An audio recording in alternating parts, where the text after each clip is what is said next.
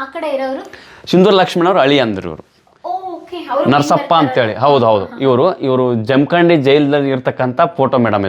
ಇದು rod madam, ಬೇಡಿ ಅಂತಿರಲ್ಲ, ಓಡಬಾರದು ಅಂತೇಳಿ.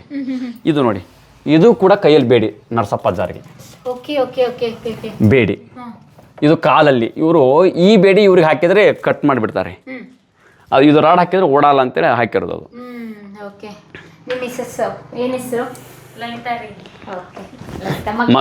ಮಗಳು 7th ಓದ್ತಾಳೆ ಮೇಡಮ್.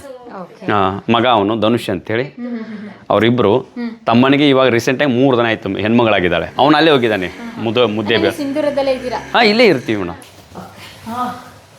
ಪರವಾಗಿಲ್ಲ, ಚೆನ್ನಾಗಿ ಇಟ್ಕೊಂಡಿದ್ದೀರಾ. ಅಂದ್ರೆ ಚೆನ್ನಾಗಿ ಇಟ್ಕೊಂಡಿದ್ದೀರಾ ಅನ್ನೋದಕ್ಕೆ ಆ ಚಿಕ್ಕ ಮನೆಯಲ್ಲಿ ಇದ್ರಲ್ಲ ಇವಾಗ. ಹೌದು, ವ್ಯವಸ್ಥಿತವಾಗಿದ್ದೀವಿ ಮೇಡಮ್. ಇವಾಗ ಯಾರೋ ಸಿಂಧೂರಿಗೆ ಬಂದಾಗ ನೀವು ಹೇಳಿದ್ರಿ ಡೈರೆಕ್ಟರ್ ಬಂದಾಗ ಇಷ್ಟು ಚಿಕ್ಕ ಮನೆ ನಾನು. ಹೌದು, ಅವ್ರಂದ್ರು ಏನಿದು ಸಿಂಧೂರ್ ಲಕ್ಷ್ಮಣ ಆ ರೀತಿ ಹೋರಾಟ ಮಾಡಿದಾರಲ್ಲ, ಇದು ಯಾಕೆ ಮನೆ ಅಂತೇಳಿ ಅವ್ರಿಗೆ ಒಂಥರ ಆಶ್ಚರ್ಯ ಆಗಿತ್ತು ಮೇಡಮ್.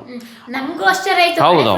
ಹೌದು ಅವಾಗ ಗುಡಿಸಲು ಮನೆ ಮೇಡಮ್. ಅವ್ರಾಗ ನಮ್ಮ ತಾಯಿ ಹೇಳಿದ್ರು, ಇಲ್ಲ ಸರ್ ನಮ್ಮ ಪರಿಸ್ಥಿತಿ ಹಿಂಗಿದೆ, ಹೆಸರು ಮಾತ್ರ ದೊಡ್ಡದು, ನಾವು ಈ ರೀತಿ ಒಂದು ಕುಟುಂಬದವ್ರು ಇದ್ದೇವೆ ಅಂತೇಳಿ. ಅವಾಗ ಪಲ್ಲಕ್ಸ್ ಅವರು ಇಡೀ ಕರ್ನಾಟಕದಲ್ಲಿ ಬೇರೆ ಬೇರೆ ಪತ್ರಿಕೆಗಳಲ್ಲಿ ಪ್ರಚಾರ ಮಾಡಿರೋದು.